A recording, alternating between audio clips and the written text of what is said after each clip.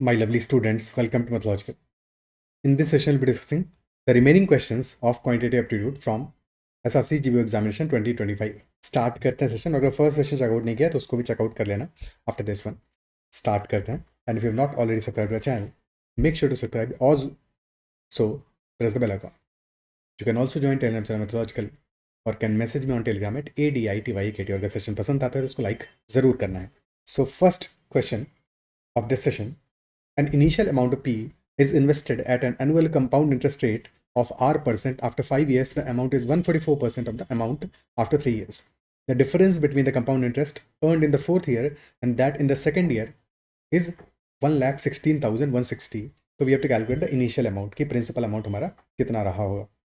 Okay, that is the question. So R% interest rate है और question कह रहा है after 5 years the amount is 144% of the amount after 3 years. Compounding हो रहा है, ठीक है. So basically in compound interest formula क्या है हमारा कि amount after n years is equal to principal into 1 plus R/100 to the power n. Effectively हर ईयर हमारा जो अमाउंट है वो मल्टीप्लाई होता है बाई ए फैक्टर, और वो फैक्टर क्या है, this is that factor 1 plus R/100. ठीक है. So basically this becomes P into K to the power n. यहाँ पे कि K हमारा है कि is multiplying factor which is 1 plus R/100. Question कह रहा है after 5 years the amount is 144% of the amount after 3 years. तो 3 years के बाद का अमाउंट क्या होगा, A3. ठीक है. और A3 into 144% that is A5. ये तो क्वेश्चन कह रहा है. ठीक है. A3 हो जाएगा हमारा P into 1 plus R/100 to the power 3 multiplied by 144% which is 144 by 100. This is equal to P into 1 plus R/100 to the power 5. अब देखो तुमको समझाने के लिए इतनी कहानी लिख रहे हैं, अदरवाइज स्ट्रेट अवे क्या करोगे, जैसे तुमने देखा A3 into 144% is equal to A5, यानी कि हमारा K स्क्वायर है उसका वैल्यू 144% है. ठीक है. यहाँ से भी कट के वही होगा बट डायरेक्टली लिख दोगे. तो पावर 3 है, कैंसिल करोगे, यहाँ पे पावर बचेगा 5 - 3 2 बचेगा. तो effectively 144/100 this is equal to 1 plus R/100 to the power 2 यानी होल स्क्वायर. और 144 होगा 12 का स्क्वायर, 100 हुआ 10 का स्क्वायर, यानी कि this is 12/10 whole square. Compare the values. So 1 plus R/100 आ जाएगा हमारा 12/10, यानी R/100 आ जाएगा 2/10. तो R will be equal to 20%. R comes out to be 20%. ठीक है. यही काम स्ट्रेट अवे करते कि हमारा K स्क्वायर या मल्टीप्लाइंग फैक्टर K है, तो K square is equal to 144/100, यानी कि K विल बी 12/10. तो इफेक्टिवली हमारा 20% रेट ऑफ इंटरेस्ट आ जाएगा. क्लियर है बात. ठीक है. अब हमें क्वेश्चन कह रहा है कि difference between compound interest earn in the 4th year and that in the 2nd year is ₹1,16,160. तो इनिशियल अमाउंट हमारा क्या होगा. अब यहाँ पे अप्रोच कैसे कर सकते हैं, इसके बाद में दो तरीके अप्रोच करने के. एक तो मेथड हमारा ये हो गया कि R 20% है, 20% यानी कि 1/5. तो अगर ₹5 हमारा प्रिंसिपल है तो ₹1 हमारा इंटरेस्ट होगा फर्स्ट ईयर का. और अकॉर्डिंगली हम आगे मूव ऑन करेंगे. और कहानी कहाँ तक जा रही है, कहानी जा रही है 4th ईयर तक, क्योंकि हमें डिफरेंस जो निकालना है that difference is between compound interest earn in the 4th year and the 2nd year. तो वी कैन एज्यूम अपना जो प्रिंसिपल अमाउंट है, वी कैन एज्यूम दैट क्योंकि 1/5 करना है और 4 टाइम्स करना है तो 5 टू द पावर 4. तो वी कैन एज्यूम कि principal is equal to 5 to the power 4 625. और फिर ट्री मेथड से सॉल्व कर लें. ठीक है. ट्री मेथड से क्या होगा, for year 1 interest will B 625 divide by 5 यानी कि ₹125. ईयर 2 में भी जो प्रिंसिपल पे इंटरेस्ट तो सेम ही होगा 125.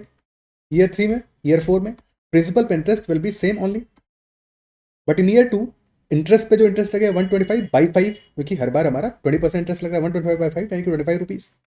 और फिर ईयर 3 में on these two, so this will B 50. और इस 25 में जो जितना भी इंटरेस्ट एक्यूमुलेट हुआ है उससे पीछे वाले टाइम में वो सब पे इंटरेस्ट लगेगा 25/5 that is equal to ₹5. Year 4 में 375/5 that will be equal to 75. और यहाँ पे 75/5 that will be equal to 15. और इस 5 पे लगेगा ₹1 का इंटरेस्ट. तो यहाँ से हमें ईयर 2 और ईयर 4 का इंटरेस्ट मिल गया. Interest in year 2 is 125 + 25 which is ₹150 अगर 625 हमारा प्रिंसिपल है तो. और in year 4 this is equal to 260. तो इफेक्टिवली डिफरेंस क्या आ रहा है हमारा, डिफरेंस आ रहा है ₹66 का. अगर हमारा प्रिंसिपल 625 है तो डिफरेंस आ रहा है 66 का. और हमें निकालना क्या है, ultimately we have to find out initial amount which is principal. तो 625 66 की वैल्यू हमें गिवन है कि 66 units is equal to 1,16,160 and we have to find out 625 units. ठीक है, तो हमारा जो एक्चुअल आंसर है दैट विल बी 10 टाइम्स से थोड़ा सा लेसर आएगा, क्योंकि 660 अगर होता है डायरेक्टली 10 टाइम्स होता है, बट हमें निकालना है 625 का वैल्यू, तो 10 टाइम्स से लेसर आएगा. अगर 10 टाइम्स से लेसर आएगा यानी कि 11,61,000 से लेसर आंसर आएगा हमारा. ठीक है, तो क्लोजेस्ट आंसर जो दिख रहा है clearly option D should be the answer. अगर फील ले पा रहे हो तो यहाँ से ही हमारा क्वेश्चन खत्म हो गया, अदरवाइज सॉल्व कर लेंगे. ठीक है, अगर समझ पा रहे हो तो बढ़िया है, अदरवाइज सॉल्व कर लेंगे. सॉल्व कैसे करेंगे? This will B 625 by 66. Initial amount will be 625 by 66 into 116,160. 66 है 11 का मल्टीपल, 11 से सिंप्लीफाई कर लो पहले. 11 1 11 बचा 61. हाँ, 5 टाइम्स जाएगा 10560 और फिर 6 से काटा पीटी में चाहिए, तो दिस विल बी 1760. 1760 अगेन अभी भी ये 11 से डिविजिबल ही आ रहा है, यानी कि क्लियरली आंसर हमारा ऑप्शन डी है. 1760 इंटू 625 सिर्फ और सिर्फ ऑप्शन डी ही आ सकता है. 11 का मल्टीपल चाहिए हमको, और बाकी तो क्लियरिटी थी ही. फिर भी अगर सॉल्व करना पड़ता तब कैसे करते हैं? देखो मल्टीप्लाई कैसे करेंगे ये भी समझ लो, कि हमें करना है 1760 इंटू 625. ठीक है, अब कभी भी ऐसा मल्टीप्लिकेशन करना है तो हमेशा चीज़ों को सिंपल बनाने की कोशिश करो. ठीक है, या तो 625 को हम लिख सकते हैं 2500 डिवाइड बाई 4. ठीक है, 2500 डिवाइड बाई 4, तो चीज़ें आसान हो जाएंगी. एंड मल्टीप्लाई बाई 1760, तो 1000 तो लास्ट में आ ही रहा है, 30 आ रहा है. ठीक है, 25/4 4 से काटोगे तो यहाँ पे 176 में कितना बचेगा?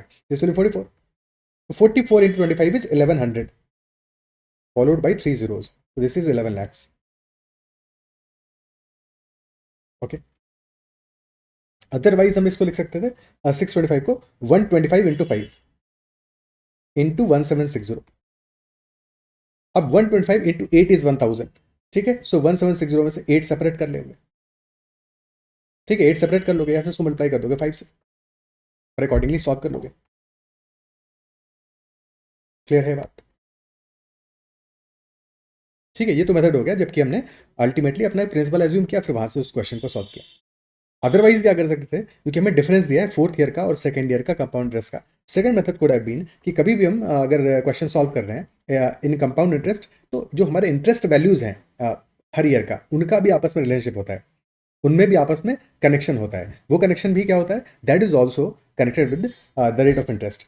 ठीक है, सो फॉर एग्जाम्पल अगर हमारा 1000 रुपीज है principal and 10% is rate of interest, so first year का इंटरेस्ट विल बी, भाई अमाउंट या तो निकालो. ठीक है, फर्स्ट ईयर का इंटरेस्ट क्या आ जाएगा? 100 आ जाएगा, 10%. और सेकेंड ईयर का interest on principal will be 100 only, but इस फर्स्ट ईयर के 100 पे 10 रुपीज इंटरेस्ट मिलेगा. फिर थर्ड ईयर का interest will also be 100 on the principal amount, but this accumulated amount will also give interest to 20 rupees and 1 rupees. So effectively first year का final interest is 100 rupees year 1, second year का 110, third year का 121. सो यहाँ भी वही same multiplying factor काम कर रहा है. 100 रुपीज फर्स्ट ईयर का इंटरेस्ट है, सेकंड ईयर का इंटरेस्ट हो गया 110, यानी कि 10 रुपीज ज्यादा है, या basically multiplied by 1.1, multiplied by 1.1. Similarly second से थर्ड ईयर में भी मल्टीप्लिकेशन ऑफ 1.1, यानी कि effectively this is also multiplied by 1 plus R by 100. तो compound interest of the nth year, अगर हमें फर्स्ट ईयर का पता है compound interest that is some amount, तो this multiplied by 1 plus R by 100 to the power n-1. ठीक है, clear है? तो ये रिलेशनशिप भी समझ में आ गया, या फिर this is basically equal to compound interest of 1 year multiplied by k to the power n-1, या compound interest of second year multiplied by k to the power n-2. तो यहाँ भी यही सेम रिलेशनशिप बन रहा है हमारा कंपाउंड इंटरेस्ट में भी, तो इसको भी यूज कर सकते हैं.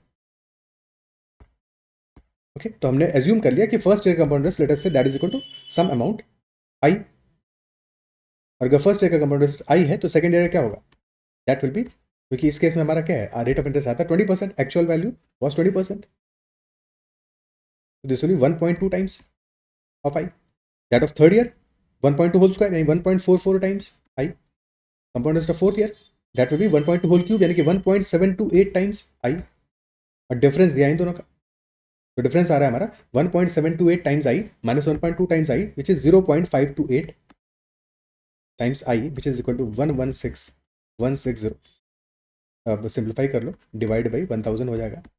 और 528 आया है, ठीक है। 528, 8 का मल्टीपल तो आ ही रहा है, ठीक है। 8 से सिंप्लीफाई कर लो, सो 8 6 ज़र 48, 6 आ गया, और यहाँ पे 8 से 1 4 5 2 0, एक सेकेंड 1 4,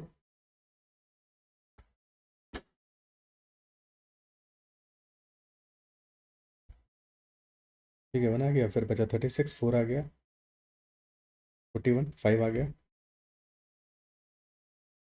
फिर 0 आ गया, फिर 2 0, ठीक है।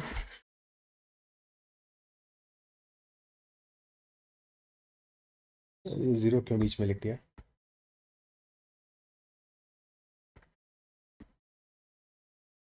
एनीवे, अब 6 से सिंप्लीफाई करना है। 11 से कर लिया, 11 1 ज़र 11, 3 1 3 2 0, 6 से 220, तो इंटरेस्ट हमारा यहाँ से आ जाएगा इक्वल टू 2,20,000। बट ये इंटरेस्ट निकला है, प्रिंसिपल अमाउंट इसका 5 टाइम्स होगा, तो मल्टीप्लाइड बाई 5 कर दोगे फॉर प्रिंसिपल, तो 11 lakh will be our answer. ये भी एक अप्रोच हो सकता था इस क्वेश्चन सॉल्व करने का। क्या अप्रिशिएट कर पा रहे हो? ठीक है, नेक्स्ट क्वेश्चन पे चलते हैं। Question number 15। नाउ ये क्वेश्चन थोड़ा सा टाइम टेकिंग क्वेश्चन है। मेथड तो अच्छे से डिटेल में समझेंगे, बट एग्जाम में ऐसे क्वेश्चन को थोड़ा सा बात के लिए रखना चाहिए, अनलेस तुम वैल्यू क्रंचिंग में कंफर्टेबल हो और वैल्यूज को क्रंच करके अपना आंसर फटाफट निकाल पा रहे हो। पर तब भी इस क्वेश्चन को थोड़ा सा बात के लिए रखेंगे, बिकॉज स्टेप्स भी हैं यहाँ पे, और इक्वेशन में अननोन्स भी आएंगे कई बार। तो a boat travels 40 kilometre downstream and then returns the same distance upstream, taking a total time of 6 hours for the entire journey. 40 kilometre downstream जाना है, 40 किलोमीटर फिर अप स्ट्रीम आना है, और total time taken is 6 hours while the speed of the stream is 5 km per hour. If we assume कि speed of a boat is x, ठीक है, boat का स्पीड अगर x मान लें,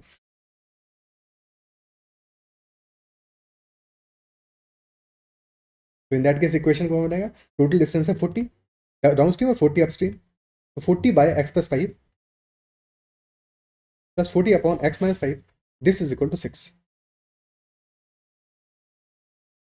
अब अगर तुमने बोट एंड स्ट्रीम के सेशंस देखे होंगे मेरे, तो यहाँ पे इस स्टेज पे फिर हम सॉल्व करने के लिए बजाय क्वाड्रेटिक बनाने के यहाँ से ही वैल्यूज पुट करके ट्राई करेंगे कि डिफरेंस हमारा क्या आ रहा है। डिनोमिनेटर हमारा एक केस में x प्लस 5 है, and in the second case this is x minus 5, यानी कि difference between the denominators is that of 10, 10 का डिफरेंस आ रहा है, ठीक है। सो वैल्यूज पुट करके, क्योंकि हमारा राइट हैंड साइड पे इंटीजर वैल्यू आ रहा है, 6 आ रहा है, तो हम यहाँ पे वैल्यूज पुट करने का भी ट्राई कर सकते हैं, and chances are 99% of the times x plus 5 and x minus 5 both are factors of 40, दोनों हमारे 40 के फैक्टर्स होंगे, और 40 के फैक्टर्स होंगे तो यार यहाँ पॉसिबिलिटी क्या बन सकता है, 20 हो सकता है, 10 हो सकता है, या फिर 40 हो सकता है, ठीक है। अब क्योंकि हमारा x प्लस 5 और x माइनस 5 में डिफरेंस आ रहा है 10 का, तो 10 एंड 20 होने के चांसेस ज़्यादा है, तो 40 by 20 will be equal to 40 by 10 will be equal to 4, तो yes this will be equal to 40 by 20 plus 40 by 10, that is equal to 6, satisfy कर रहा है, ठीक है, यानी कि 4 एंड 2 आ रहा है, 4 2 प्लस 4, पहले वैल्यू 2 आएगा और बाद का 4 आएगा, 2 प्लस 4 दैट इज 6, सेटिस्फाई कर रहा है। तो क्लियरली हमारा यहाँ से x plus 5 comes out to be equal to 20, देखिए x comes out to be equal to 50, speed मिल गई इनको।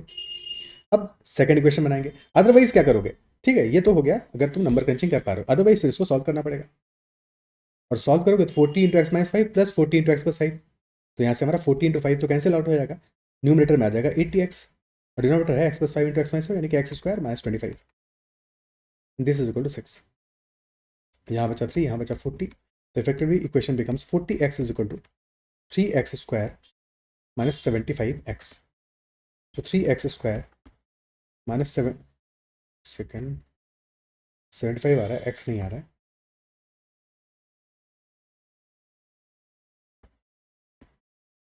x से इतना लगाओ टॉक्सिक है, तो 3x square minus 40x minus 75, this becomes equal to 0। अब x की वैल्यूज निकालनी है, ठीक है, तो 3 इंटू 75 इज 225, और 40 को दो पार्ट में ब्रेक करना है, सम हमारा 40 आ रहा है, सम ऑफ रूट्स 40 आ रहा है, प्रोडक्ट आ रहा है 225, तो वैल्यू क्या होगा 45 एंड 5, और क्योंकि सम चाहिए 40, तो 45 and minus 5 will be the values, और फिर 3 से डिवाइड कर दोगे, यानी कि वैल्यू कैन बी 15 और माइनस 5/3, डेफिनेटली सिंस हमारा एक्स स्पीड है तो स्पीड नेगेटिव तो होगा नहीं, तो यानी कि x इज इक्वल 15 यहाँ से आ जाएगा, ठीक है। तो ये पहला इक्वेशन में सॉल्व कर लिया। अब सिमिलरली सेकंड इक्वेशन सॉल्व करना पड़ेगा।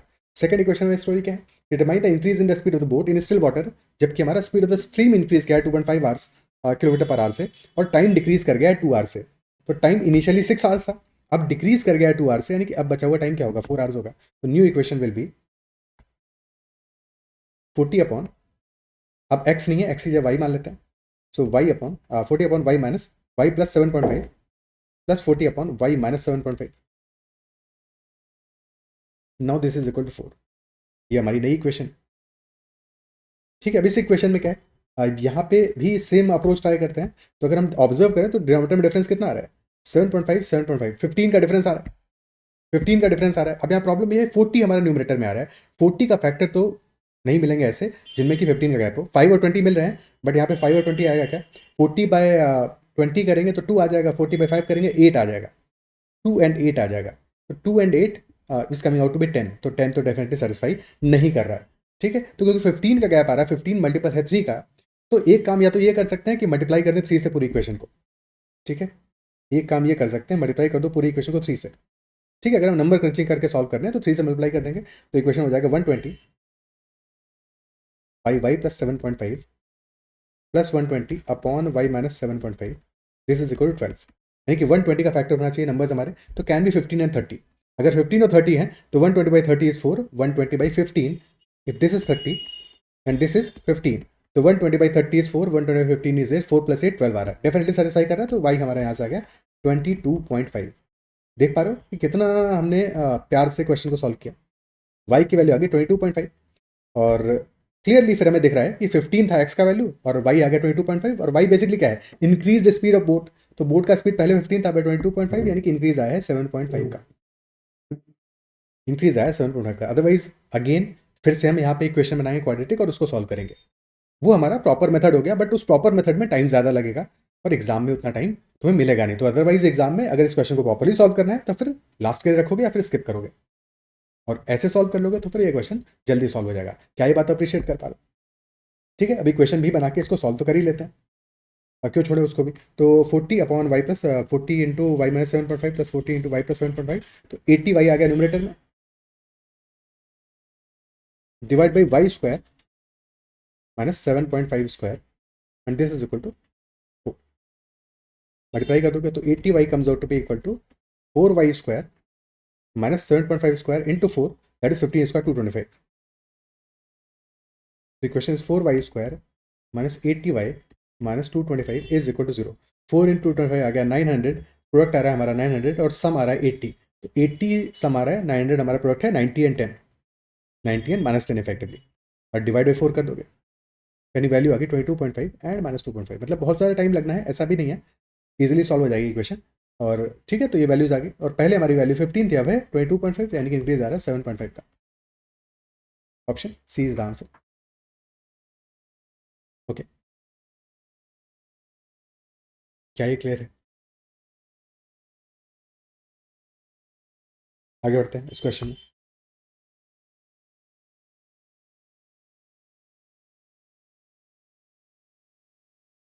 अच्छा, ऑप्शंस को भी यूज़ कर सकते थे, पर ऑप्शंस को भी यूज़ करने के लिए क्या करना पड़ेगा हमें, इक्वेशन तो बनानी ही पड़ेगी ना। ऑप्शंस को भी अगर यूज़ करना है तब भी इक्वेशन तो बनानी संभव पड़ेगी ही पड़ेगी। ठीक है, तो ऑप्शंस को भी यूज़ यहाँ पे क्या सकते हो, तो ऑप्शन गिवन है 5 4.5, अगर 5 है, हमने 15 निकाल लिया था पहले स्पीड, तो 5 के केस में स्पीड 20 होगा, यहाँ पे 19.5 होगा, 22.5 होगा, और फिर 23 होगा, और फिर डेफिनेटली हम सब्ट्रैक्ट एंड इंक्रीज किया है हमने स्पीड 2.5 से, स्पीड ऑफ द स्ट्रीम। पहले 5 था तो स्ट्रीम का स्पीड 7.5 है क्लियरली, तो यहाँ से स्पीड की वैल्यूज निकालोगे, 20 प्लस 7.5, 20 माइनस 7.5, तो डेफिनेटली वहाँ से भी एक आइडिया लगेगा कि चांसेस हमारे क्या हैं, क्योंकि हम 7.5 को इंक्रीज और डिक्रीज करने वाले हैं, और फिर अल्टीमेट टोटल डिस्टेंस हमारा 40 है, लास्ट में हमारा जो टोटल टाइम है वो 4 आवर्स आ रहा है। तो चांसेस होंगे कि देखो 20 जो स्पीड आ रहा है हमारा, या फिर 23 आ रहा है, ये आंसर नहीं हो सकते। क्यों नहीं हो सकते? क्योंकि हम 7.5 इंक्रीज और डिक्रीज कर रहे हैं, तो उसके बाद में वैल्यू में फ्रैक्शन में मिलने वाला, और टिपिकल वैल्यू मिलेगा 27.5 मिलेगा, 12.5 मिलेगा, तो ये हमें इंटीजर नहीं देगा, इंटीजर नहीं देगा। तो अगर यहाँ से भी ट्राई करोगे, ऑप्शन से भी ट्राई करोगे, तो ऑप्शन हमें प्यारा कौन सा लग रहा है सबसे, 22.5 वाला, या फिर 19.5 को देखोगे तो यहाँ पे तुम ऐड करोगे 7.5, 26 आ जाएगा, 26, और 26 हमारा 13 का मल्टीपल है, तो वहाँ से तुम्हें इंटीजर वैल्यू अगेन नहीं मिलेगा, क्योंकि न्यूमरेटर में टोटल डिस्टेंस हमारा 40 है। तो ये सब छोटी छोटी चीज़ें हैं जिनको ऑब्जर्व करोगे, अगर नंबर क्रंचिंग थोड़ा बहुत देख लोगे तो क्वेश्चन आसानी से सॉल्व हो जाते हैं। ठीक है, कई बार क्वेश्चन में डेफिनेटली बहुत हेल्प मिलता है, तो यहाँ पे वो ऑब्जर्वेशन भी अपने एंड पे करने की कोशिश करोगे तो चीज़ें आसान रहेंगी। क्या अप्रिशिएट कर पा रहे हो? ठीक है, चलो आगे बढ़ते हैं अगले क्वेश्चन पे। बाकी सॉल्यूशन तो पूरा का पूरा डिटेल में तुम्हें समझा ही दिया। Next question, find the number of permutations in arranging the letters of the word stature such that vowels are always in odd places. अब टोटल 7 डिजिट का 7 लेटर्स का वर्ड है हमारा स्टेचर, एंड स्टेचर में कितने वॉवल्स हैं? A U and E, A U E 3 vowels are there, and then S T T R, तो 2 T's हैं, 1 S and 1 R, 4 consonants and 3 vowels. 7 letters का वर्ड फॉर्म करना है हमें such that vowels are in odd places. तो odd places are 1 3 5 7. Vowels have to be in 3 of these places, क्योंकि 3 vowels हैं हमारे पास, तो 4 places में से हम 3 places को चूज करेंगे. Number of ways of selection of 3 places will be 4 3. And then all 3 distinct vowels हैं 3 factorial ways में, they can be arranged. एक बार इनको अरेंज कर लिया रिमेनिंग प्लेसेस पे, will be putting up consonants in 4 factorial ways. But since there are 2 t's, तो divide by 2 factorial भी करोगे. This will be our answer. 4 3 3, which is 4 into 6 into 12. So 72 into 4, 288 ways will be there in total. Option B is the answer. Okay. So this was a easy question. Definitely exam में ये question तो नहीं skip करना चाहिए था बिल्कुल. Next question, again this is another question जो कि डेफिनेटली एग्जाम में टाइम लेगा. If R is less than 1, common ratio that is less than 1, तो ratio of sum of the series a plus d times r plus a plus 2d times r square plus a plus 3d times r cube and so on, and the second series that is d plus a plus d times r plus 2a plus d times r square plus 3a plus d times r cube and so on, ये ratio आ रहा है हमारा 5:1. तो which of the following statements is true. अब इसके बाद में statements भी देखो, ऑप्शंस हमारे क्या है? इफ, अगर ऐसा होता तो ये होता, यूं होता तो क्या होता, यानी कि every option is a conditional option. Conditional option है, यानी कि डेफिनेटली इस क्वेश्चन का आंसर जो आ रहा है that is not a unique answer. वो आंसर हमारा आर की वैल्यू पे डिपेंड कर रहा है कि अगर आर का वैल्यू ये होगा तब फिर हमारा A will be this and D will be that. Okay, so definitely हमें यहाँ पे एक श्योर शॉर्ट आंसर नहीं मिलेगा. ये बात यहाँ से क्लियर होनी चाहिए, और अगर श्योर शॉर्ट आंसर नहीं मिलेगा तो we will have to use options somehow. तो पहले तो पूरा प्रॉपर अपना क्वेश्चन समझते हैं, फिर इसके बाद में सॉल्व करते हैं. तो ऐसे केसेस में, क्योंकि this is not a clear, ना तो ये एपी है ना ही ये जीपी है, दिस इज एजीपी, अरिथमेटिक और ज्योमेट्रिक प्रोग्रेशन. एपी और जीपी का मिक्सचर है, तो पहले इसको सिंप्लीफाई करके जीपी में फॉर्म करना पड़ेगा. कैसे कन्वर्ट करेंगे? तो अगर हम एज्यूम कर ले पहले वाले केस में कि this is equal to S1, ये पूरा सम जो हमारा गिवन है दैट इज S1, क्योंकि ये इनफाइनाइट जीपी है, तो S1 is equal to A plus D times R plus a plus 2d times R square and so on.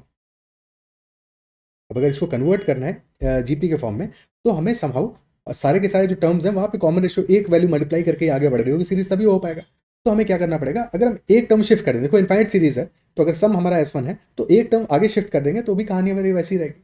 ठीक है, बट एक टर्म आगे शिफ्ट करना चाहते हैं, यानी कि सिंप्लीफाई करना चाहते हैं, तो क्योंकि first term if that is ए, तो सेकंड में मल्टीप्लाई हो रहा है आर, थर्ड में मल्टीप्लाई हो रहा है आर स्क्वायर, तो S1 इंटू आर कर दोगे. If you multiply R in complete equation, तो आर इंटू S1 क्या हो जाएगा? A into R. ठीक है, और अब एक टर्म शिफ्ट करके लिखना है, plus A plus D into R A plus D R square and so on, आगे से आगे लगानी पड़ेगी. और इनफाइनाइट टर्म्स है तो ये आगे जाके तो चीज़ें जीरो ही हो रही है, क्योंकि आर लेस देन 1 है. अब S1 minus R into S1, this will be 1 minus R times S1.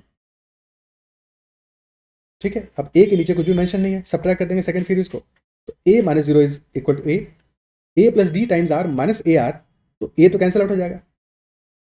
ठीक है, ए आर कैंसिल आउट हो जाएगा, तो बच जाएगा D are plus D R square plus D are cube and so on.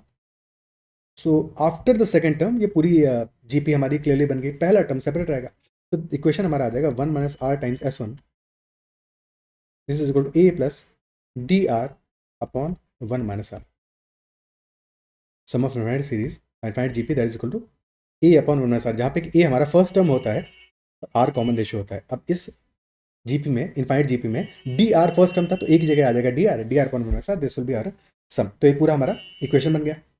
ठीक है, this is our first equation 1 minus R into S1 that is equal to A plus D R times 1 minus R. अब similarly second equation की बात करोगे, second में क्या है? ए को डी ने रिप्लेस कर दिया, ए और डी को आपस में स्वैप कर दिया. सेकंड इक्वेशन में डी हमारा पहला टर्म है, फिर A plus D times R plus 2a plus D times R square and so on. तो सेकंड इक्वेशन है, बस तुम्हें ए को डी से रिप्लेस कर देना है, दोबारा से यही सेम स्टोरी नहीं लिखनी है. तो 1 minus R times S2, this becomes equal to D plus A R upon 1 minus R. This will be second equation. और हमें गिवन क्या है, हमें पता है कि S1 अपॉन S2 जो है that is 5/1। This is 5/1। Okay, तो डिवाइड कर दो। अब 1 माइनस आर से डिवाइड करने से पहले ही डिवाइड कर रहे हैं। क्यों डिवाइड कर रहे हैं? क्योंकि 1 माइनस आर कैंसिल आउट हो जाएगा, इसलिए 1 माइनस आर से फर्दर डिवाइड नहीं कर रहे हैं। ठीक है, so 1 minus R cancel out हो जाएगा। इक्वेशन हमारी बन जाएगी S1 upon S2 this is equal to A into 1 minus R plus D R upon D into 1 minus R plus A R. और फिर ऊपर भी डिनोमिनेटर में आएगा 1 माइनस आर, नीचे भी 1 माइनस आर आएगा, तो वो भी कैंसिल आउट हो जाएगा, तो इसलिए उसको लिखने की जरूरत नहीं है। अब S1 by S2 is equal to this, और S1 बाय S2 5/1 है, तो this is equal to 5/1। Okay, अब हमें ऑप्शंस को यूज करना है, और ऑप्शंस को यूज करके सॉल्व करना पड़ेगा। वैल्यूज आर की पुट करनी पड़ेगी, डी की पुट करनी पड़ेगी, ए की पुट करनी पड़ेगी। ठीक है, और फिर अकॉर्डिंगली सॉल्व करेंगे। तो या तो वैल्यू इसी से पुट कर दो, या भी इसको और फर्दर सिंप्लीफाई करो और फिर पुट करो, मर्जी तुम्हारी है। ठीक है, मर्जी तुम्हारी है। थोड़ा और इसको सिंप्लीफाई कर लेते हैं ताकि शक्ल थोड़ी अच्छी हो जाए। ए इंटू 1 माइनस आर यानी A minus A R plus D R cross multiply कर लेंगे, और this is 5d times 1 minus R, तो 5d minus 5dr plus 5ar, तो this becomes a minus 5d, this is equal to 6ar minus 6dr।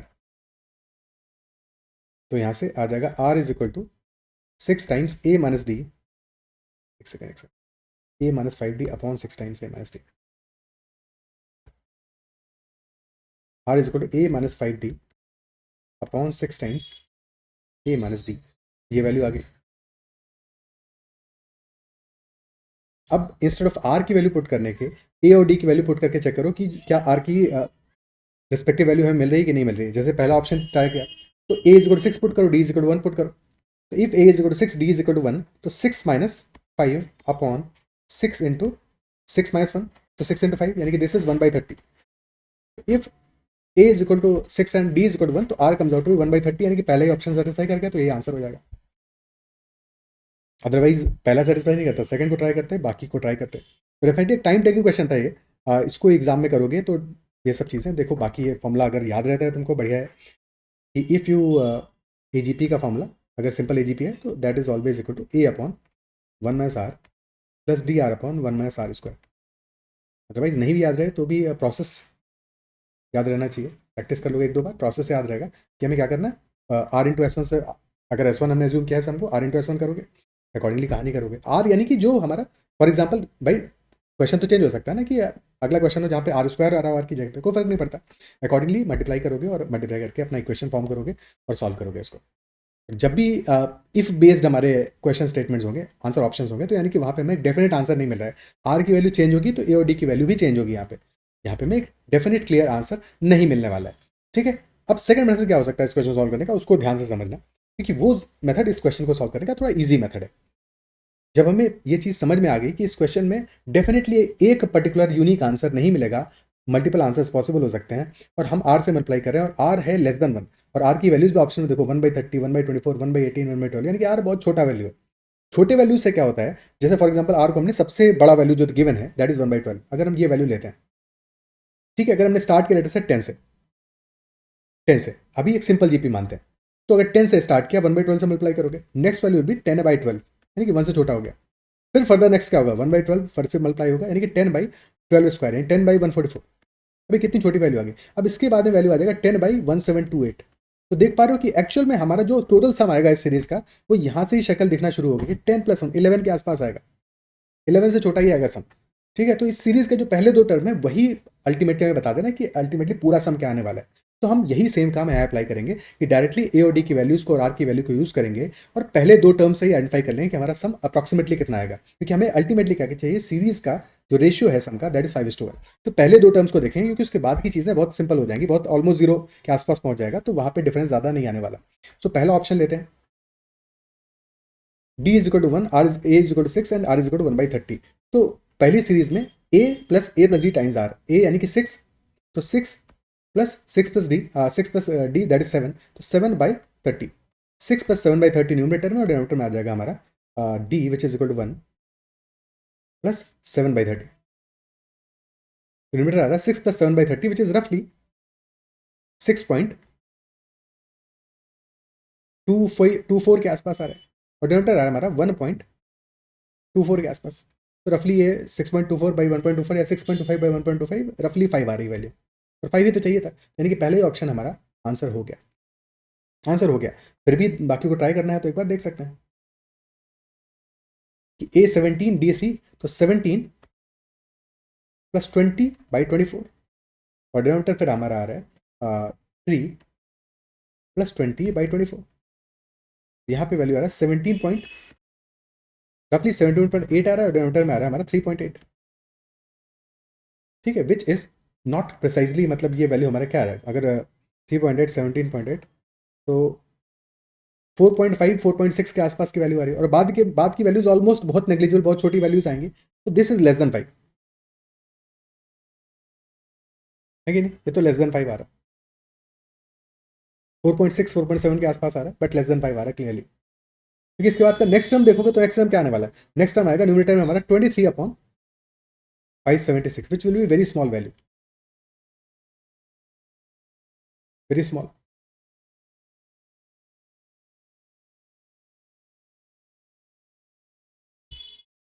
Next यहाँ पे देखोगे तो ए और डी में डिफरेंस बहुत ज़्यादा है, ए और डी का रेशियो जो ऑलरेडी आ रहा है, पहले वाले ऑप्शन में रेशियो हमारा 6 का था, सेकंड वाले में 6 से छोटा था, ठीक है, और यहाँ पे थर्ड में 8 आ रहा है, 8 आ रहा है, यानी कि यहाँ पे सिर्फ और सिर्फ ये रेशियो देख के ही, क्योंकि हमारा पहला टर्म ए है फर्स्ट सीरीज में, सेकंड सीरीज में फर्स्ट टर्म डी है, ऑब्जर्वेशन, तो यानी कि हमारा क्लियरली जो आंसर आएगा वो लार्जर आएगा, ठीक है, यानी कि हमारा आंसर 5 से बड़ा आएगा।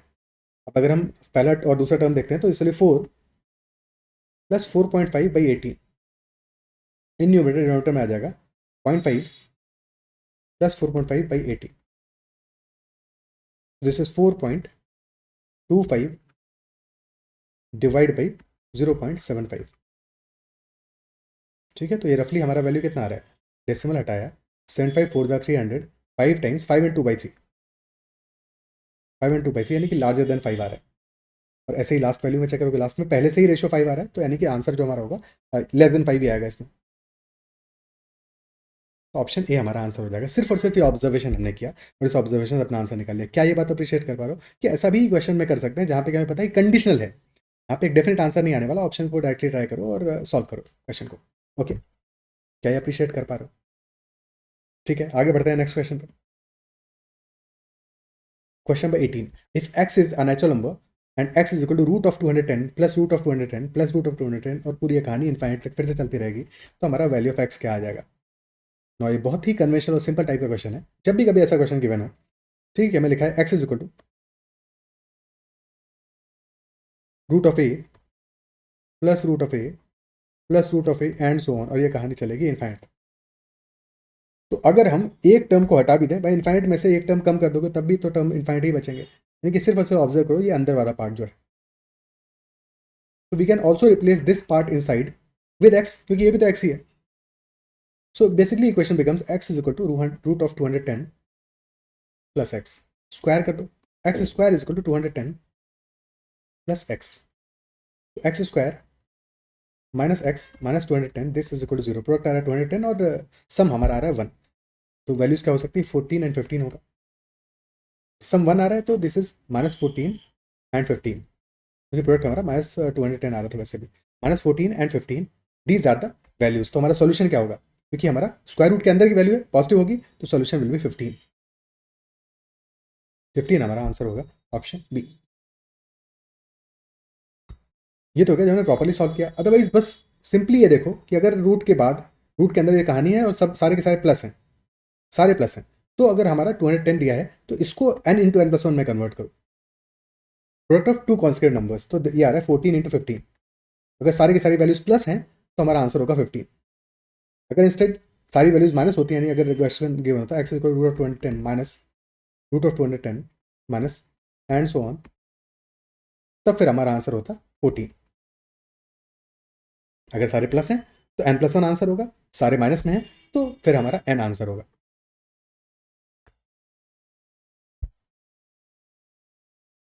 ओके,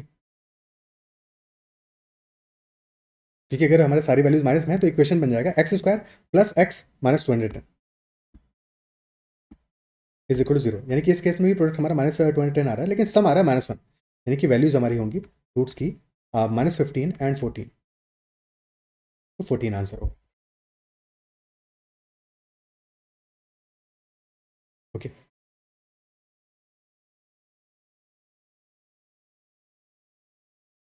आगे बढ़ते हैं नेक्स्ट क्वेश्चन पे।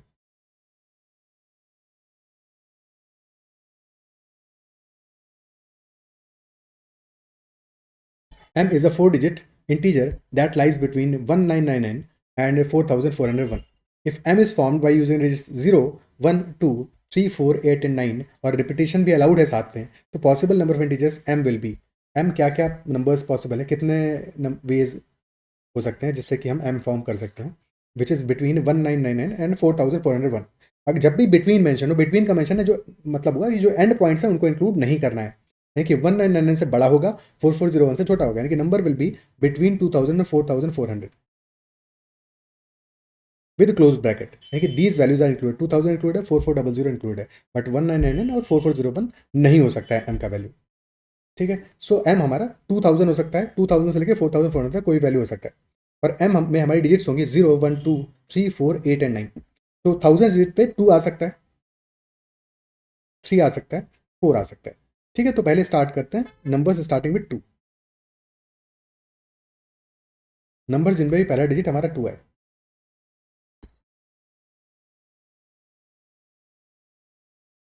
या फिर बाद में नंबर्स आएंगे, 3 आए पहला डिजिट हमारा, फिर देखेंगे कि 4 से स्टार्ट होने वाले नंबर्स। अच्छा, 2 और 3 वालों को एक साथ भी ले सकते हैं, तो एक साथ ही ले लेते हैं, यानी कि पहले प्लेस पे, 1000 प्लेस पे वी कैन हैव 2 और 3, तो 2 चॉइसेस आर देयर। और फिर बाद में क्या क्या प्लेसेस ले सकते हैं, क्योंकि रिपीटिशन तो अलाउड है, रिपीटिशन अलाउड है, जिसको ले लिया 2 भी ले लिया तो 2 को बाद में भी यूज़ कर सकते हैं। तो 0, 1, 2, 3, 4, 8, 9, यानी कि टोटल 7 डिजिट्स आर देयर, तो 7 ऑप्शंस फॉर रिमेनिंग प्लेसेस। तो 7 इंटू 7 इंटू 7 इंटू 2, आंसर आ गया 343 इंटू 2, दैट इज 686। तो 686 सच नंबर्स आर पॉसिबल जहाँ पे कि हमारा नंबर इज स्टार्टिंग विद 2 और 3। अब 4 से स्टार्ट कर रहे हैं और लेना है हमें, 4 से स्टार्ट कर रहे हैं, नंबर्स कहाँ तक लेने हैं, 4400 तक लेना है। तो फर्स्ट प्लेस पे वी हैव 4, यानी कि only one choice is there. Second place पे वी कैन हैव 0 और 1 और 2 और 3। 4 को भी नहीं लेना, क्योंकि 4 से 400 प्लेस पे आए, ऐसा एक ही नंबर होगा 4400, उसको लास्ट में +1 कर लेंगे। ठीक है, उसको नहीं लेना है, क्योंकि बाद में फिर उसके लिए कंडीशन अलग है। 0 और 1, 2 और 3 के साथ में से तो बाकी बाद में कोई भी नंबर आ सकता है, बट 4 के साथ नहीं आएगा, दैट इज वाई उसको लास्ट में काउंट करेंगे, उसको अभी काउंट नहीं करना है, ये गलती नहीं करना एग्जाम में। ठीक है, so 4 choices are there for second place, और इसके बाद के लिए वही कहानी, 7 इंटू 7, तो 28 इंटू 4, 112।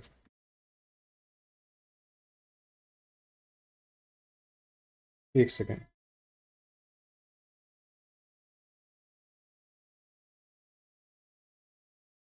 ठीक है, कुछ गड़बड़ कर रहे हैं क्या? ठीक है, 2000, हाँ 686 आ गया। क्या गड़बड़ हो रहा है, नंबर ऑफ पॉसिबल 0, 1, 2, 3, 4, 8, 9, 7 है। ठीक है,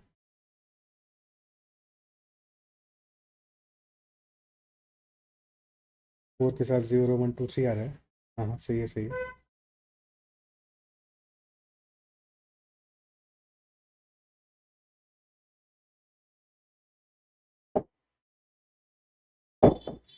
ओके, क्लियर है। कुछ तो यहाँ पे गलती कर रहे हैं हम लोग, क्या गलती कर रहे हैं एग्जैक्टली?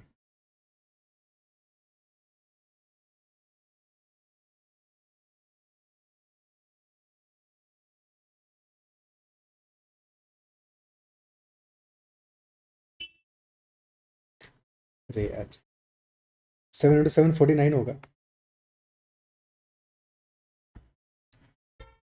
56 को लिख रहे थे, हाँ 49 इंटू 4 196 होगा, तो 196 नंबर्स आ गए हमारे। ठीक है, और लास्ट में +1 करोगे किसके लिए, फॉर 4400, बिकॉज उसको भी ऐड करेंगे, 686 plus 197, this will B 883। Option D answer हो जाएगा।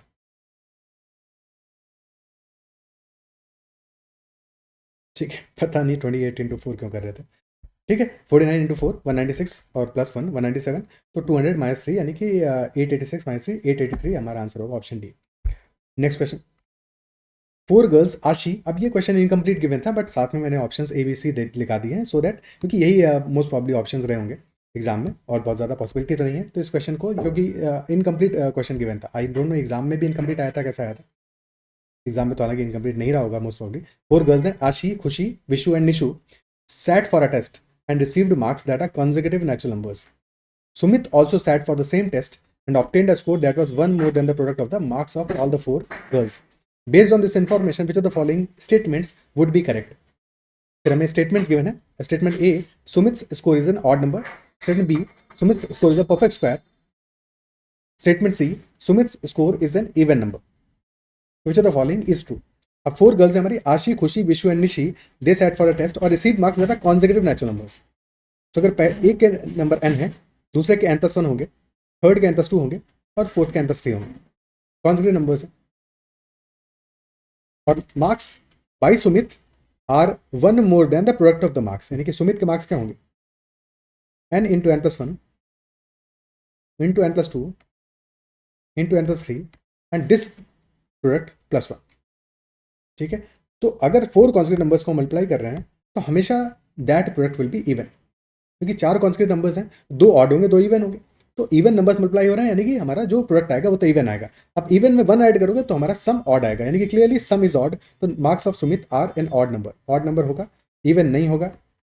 और सिर्फ इतना भी देख लिया तो हमें क्लियरली पता है कि सी आंसर नहीं होगा, और सी आंसर नहीं है तो clearly A and B is correct, option D answer हो जाएगा।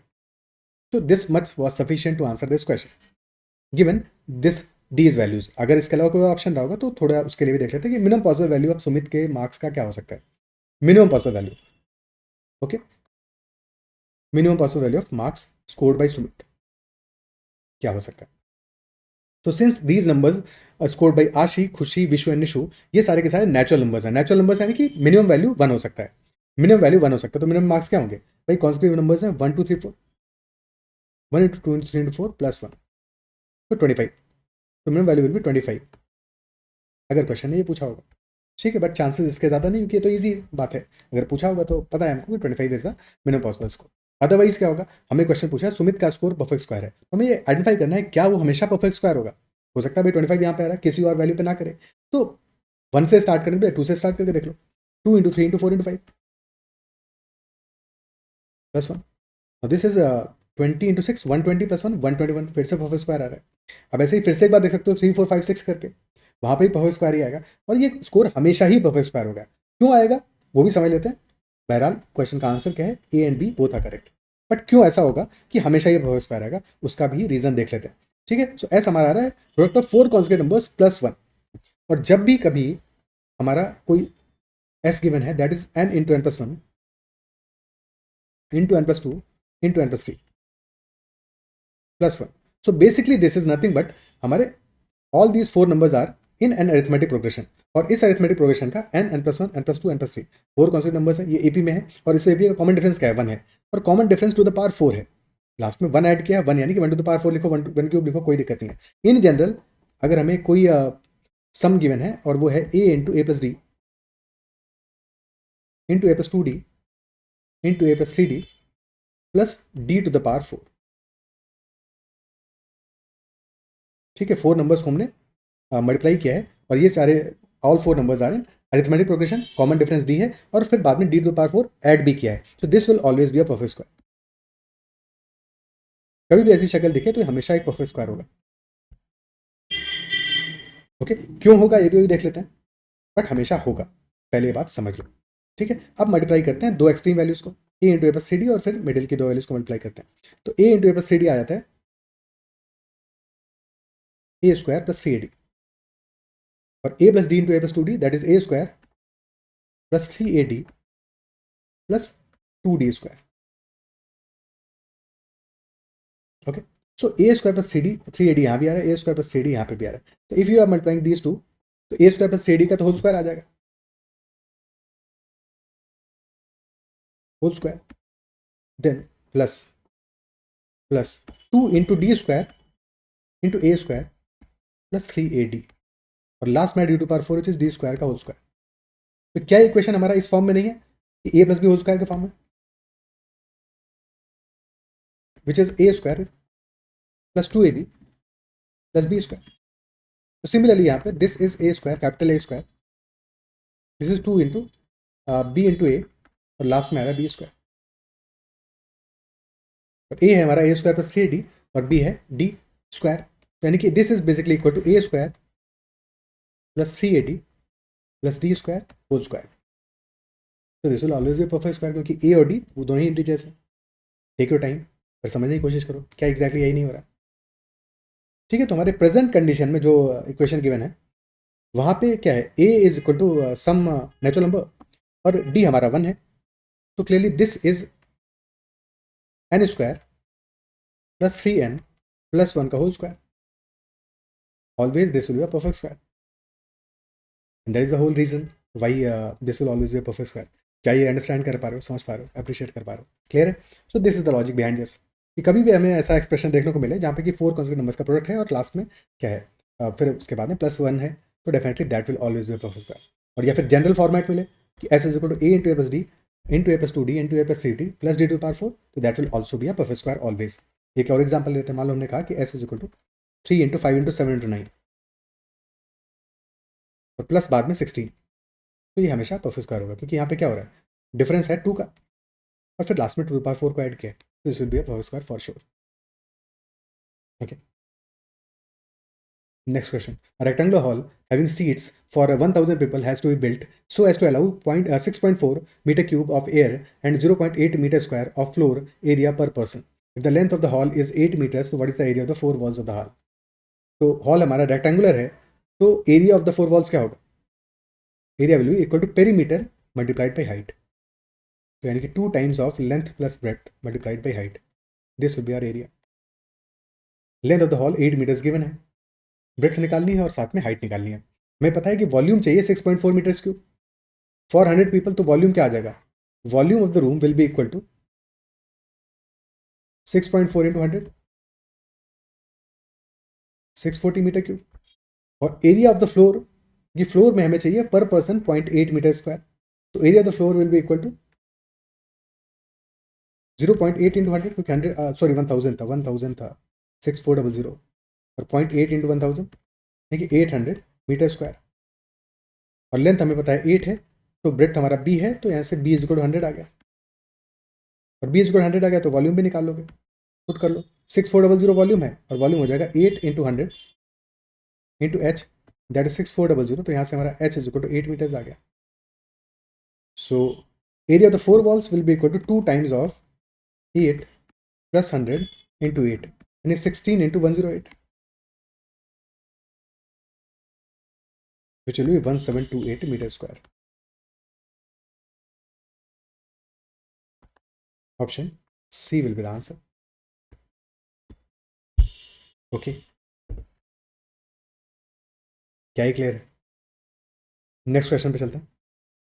Question number 22. The number 199 can be written as x square minus y square, where x and y both are natural numbers, or x is larger than y, so what is the value of 2 times of x minus 5? x square minus y square, this is equal to 199. अब क्या 199 को हम factorise कर सकते हैं, देखिए x square minus y square क्या है, this is x plus 5 into x minus 5 and this is equal to 199. 199 हमारा ऑब्वियसली ऑड नंबर है, 2 का मल्टीपल हो नहीं सकता 3, क्योंकि सिर्फ प्राइम से चेक करना है, और प्राइम भी हमारे क्या है 199 के स्क्वायर रूट से छोटे जो प्राइम होंगे, अगर उनसे डिविजिबल नहीं है तो definitely this will B prime number. ठीक है, सो यानी कि हमें 199 का स्क्वायर रूट क्या आएगा, 14 स्क्वायर इज 196, तो 14 तक के नंबर्स जो प्राइम्स है हमारे उनसे चेक करना है, 2 3 5 7 11 एंड 13, 2 से डिविजिबल हो नहीं सकता, 3 से है नहीं, क्योंकि 9 + 9 + 1 19, 7 डिजिट से नहीं है, 5 से शक्ल से ही लग रहा नहीं है, क्योंकि 5 और 0 नहीं आ रहा है एंड में, 7 से डिविजिबल है क्या, 7 से डिविजिबल भी है नहीं है, क्योंकि 14 स्क्वायर 96 होता है, उसके बाद में नेक्स्ट नंबर जो आएगा 7 से डिविजिबल दैट विल 203, 11 से डिविजिबल नहीं है, स्मॉल डिजिट के हिसाब से देख के समझ में आ रहा है, ठीक है, 11 और क्लियर नहीं है, 198 क्योंकि 11 का मल्टीपल है, 13 से डिविजिबल है, 130 + 69 नहीं है, यानी कि this number is a prime number, prime number है, ठीक है। स्क्वायर रूट ऑफ 199 हमने निकाला जो कि रफली 14 पॉइंट समथिंग आएगा, उससे छोटे नंबर से देख लिया, उससे छोटे प्राइम से देख लिया, नॉट पॉसिबल, क्योंकि this is a prime number. अगर ये प्राइम नंबर है तो एक ही तरह से उसको लिखा जा सकता है, that will be equal to 1 into 199। और क्योंकि हमारे एक्स और वाई दोनों ही नेचुरल नंबर्स हैं और X is larger than Y, तो एक्स प्लस वाई 199 हो जाएगा और एक्स माइनस वाई 1 हो जाएगा। अब पूछा है 2 times of X minus Y and 2 times of 1 will be equal to 2। Option B answer हो जाएगा। ठीक है, वैसे भी इस क्वेश्चन में एक बात बताओ कि अगर एक्स और वाई दोनों ही नेचुरल नंबर्स हैं तो जो उनका डिफरेंस होगा वो भी तो एक इंटीजर होगा। अगर डिफरेंस इंटीजर 2 टाइम्स कर रहे हो उसको, तो यानी कि this will be even number, तो आंसर तो इवन आएगा ना। तो 1 तो आ नहीं सकता, 3 तो आ नहीं सकता, तो या तो आंसर 2 होगा या फिर आंसर 4 होगा। यहाँ से भी हमें दो ही पॉसिबिलिटीज दिख रही हैं, है कि नहीं? यहाँ से भी दो ही संभावनाएं दिख रही हैं। और अगर हमारा 2 times of X minus five, just in case अगर मान लो वैल्यू लार्जर दिया होता है हमें, ठीक है, यहाँ पे तो स्मॉलर वैल्यू है, बट अगर लार्जर वैल्यू दिया होता तो 2 times of X minus five, if that is equal to 4, तो X minus five equal to 2 आ जाएगा। अगर एक्स माइनस वाई 2 होगा तो तो X square minus Y square हमारा कैसे 199 आ जाएगा? 199 तो एक ऑड नंबर है। अगर मान लो 1009 दिया होता है, बहुत लार्ज वैल्यू दिया होता, तो वहाँ पे भी हमें ये तो पता चलता ना एक्स माइनस वाई अगर खुद इवन है, एक्स प्लस वाई, क्योंकि एक्स और वाई दोनों ही नेचुरल नंबर्स हैं, वो भी कोई एक नंबर होगा। और अगर एक्स माइनस वाई हमारा यानी कि difference of two numbers, if that is equal to 2, ठीक है, तो अगर हम उनका सम करेंगे तो सम भी इवन ही आएगा, क्योंकि वो दोनों नंबर्स के बीच का अगर गैप 2 का है तो या तो दोनों ऑड है या दोनों इवन है। दोनों ही केसेस में सम तो इवन आएगा, तो सम भी इवन आएगा, तो हमारा प्रोडक्ट हमारा definitely must be divisible by 4। Isn't it so? क्या ये बात समझ पा रहे हो? तो क्लियरली हमें दिख रहा है कि आंसर 2 के अलावा कुछ भी और हो ही नहीं सकता था, इरिस्पेक्टिव ऑफ कि 199 हमारा प्राइम है कि नॉन प्राइम है। अगर वो नॉन प्राइम भी होता तब भी हमारा ऑप्शंस को देख के शक्ल समझ में आ रहा है कि हमारा जो एक्स माइनस फाइव होगा that will definitely be equal to, not be equal to 2। Okay, क्या ये बात क्लियर है? नेक्स्ट क्वेश्चन पे चलते हैं। The largest number that divides 621, 928 and 335 leaves remainder 3, 4 and 5 respectively. तो लार्जेस्ट ऐसा नंबर क्या होगा? लार्जेस्ट नंबर चाहिए, यानी कि कहीं ना कहीं एचसीएफ से ये मॉडल हमको जोड़ रहा होगा, एचसीएफ से जुड़ा हुआ मामला है। अब 621 को डिवाइड कर रहे हो उस नंबर से, तो रिमाइंडर बच रहा है 3। तो कैन वी से दैट अगर नंबर हमारा x है तो x का सम मल्टीपल प्लस 3, 3 सब्ट्रैक्ट कर दो, यानी कि x इंटू के इज इक्वल टू 618। तो 618 उस नंबर का मल्टीपल है। सिमिलरली 928 माइनस 4, 924 भी मल्टीपल होगा उस नंबर का, और 335 माइनस 5, 330 भी मल्टीपल होगा उस नंबर का।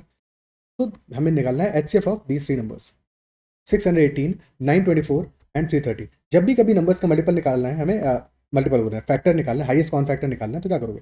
उन नंबर्स का डिफरेंस ले लो, डिफरेंस ले लो, या फिर ऑप्शंस को देख लो। 12, 6, 14, 7। अब 7 का मल्टीपल तो 330 नहीं है क्लियरली, 14 का मल्टीपल भी नहीं है, तो या तो 6 आंसर होगा या फिर 12 आंसर होगा। और फिर अगर देख पा रहे हो तो 618 होता है 103 इंटू 6, और 103 अपने आप में एक प्राइम नंबर है, यानी कि क्लियरली आंसर हमारा 6 है, 12 नहीं हो सकता, क्योंकि 12 का डिविजिबल नहीं है 618। क्लियर? और ना ही 330 हमारा इनफैक्ट डिवाइड हो रहा है 12 से, तो आंसर तो हमारा 6 है। यहाँ से ही क्लियर हो गया। अदरवाइज मान लो कि ऑप्शंस ऐसे होते हैं कि जहाँ पे कि और भी हमें देखना पड़ता, तो 618 है, 924 है, 330 है, तो डिफरेंस हमारा कितना आ रहा है? डिफरेंस आ रहा है 306 का। यहाँ डिफरेंस 306 का है और यहाँ 330 का, तो एचसीएफ ऑफ 306 एंड 330 ले लो। यहाँ डिफरेंस आ रहा है 24 का, अकॉर्डिंगली सिंप्लीफाई करके सॉल्व कर लेते हैं। ठीक है,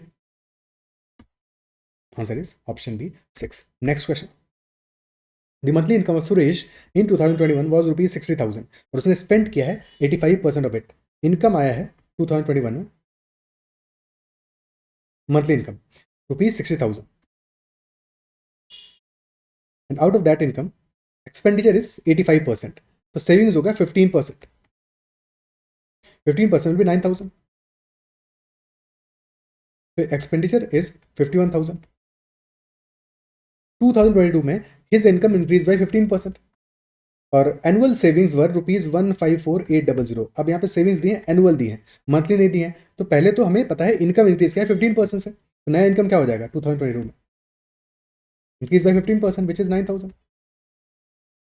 तो 69,000 will be new income, monthly income. और एनुअल सेविंग्स है 154,800, तो मंथली सेविंग्स क्या आ जाएगा? 154,800 डिवाइड बाई 12, 12 1 12 34, 2 तो 12900, दैट इज सेविंग्स। सब्ट्रैक्ट कर दोगे 6, 9,000 माइनस 12,900, तो 56,100 will be new expenditure. Expenditure कितने से इंक्रीज किया है? 5100 से 5,100 से इंक्रीज किया, 51,000 बेस है, यानी कि 10% का इंक्रीज आया है। 10% का इंक्रीज आया है, तो option will be option A, 10% more than previous. Okay, clear है? अच्छा, ये चीज देख पा रहे हो कि लास्ट के जो क्वेश्चन हैं कंपेरेटिवली इजी हैं देन द स्टार्ट।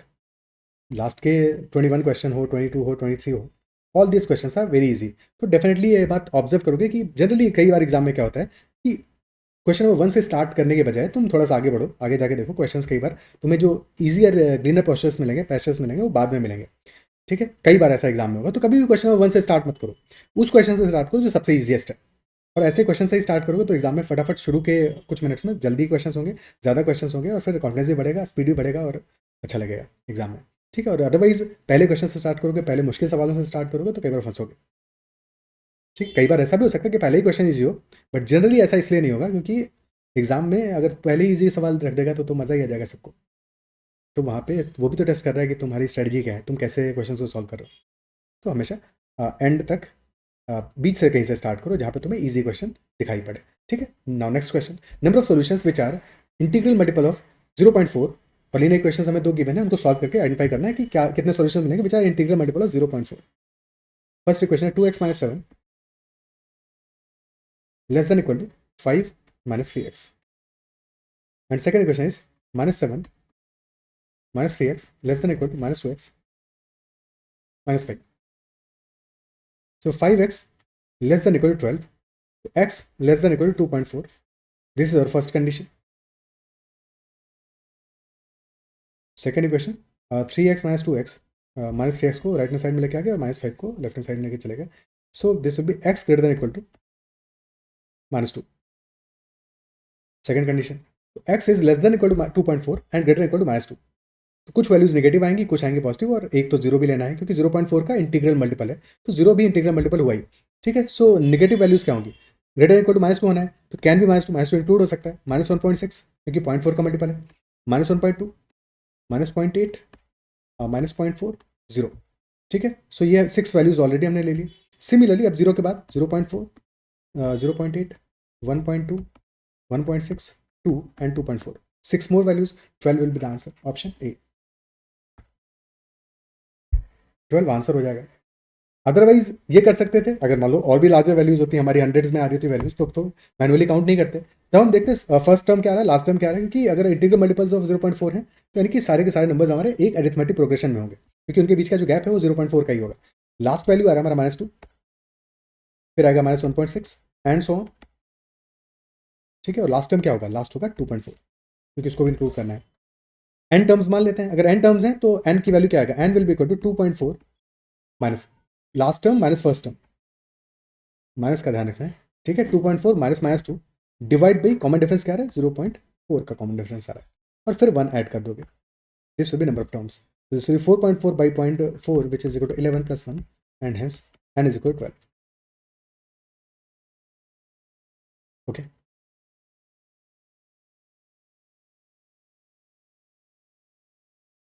ये ध्यान रखना है कि लास्ट में +1 ऐड करना है, बिकॉज लॉजिकली क्या हुआ, एक AP है और अनदर टर्म हमारा आ रहा है 2.4, तो basically 2.4 is equal to first term which is -2 plus n - 1 times d, और d आ रहा है 0.4, तो हमने इसी को सॉल्व किया है। Okay, so answer will be 12 in this case. So these are all the questions that appeared last year in SSC GBO examination. I believe जो भी हमने सॉल्यूशन इसके सारे के सारे सॉल्यूशन तुम्हें परफेक्टली क्लियर होंगे। फिर भी किसी क्वेश्चन में कभी डाउट रहता है तो कमेंट जरूर मेंशन करना, और साथ में अपना फीडबैक भी जरूर देना, तुम्हें सेशन कैसा लगा, और अगर सेशन पसंद आया तो hit the like button as well. साथ में अगर लास्ट ईयर के पेपर का तुम्हें PDF चाहिए तो एक बार टेलीग्राम पे ज्वाइन कर लेना, और you can download the PDF from the Telegram group. Okay, that is all for this session, bye bye, take care and keep learning.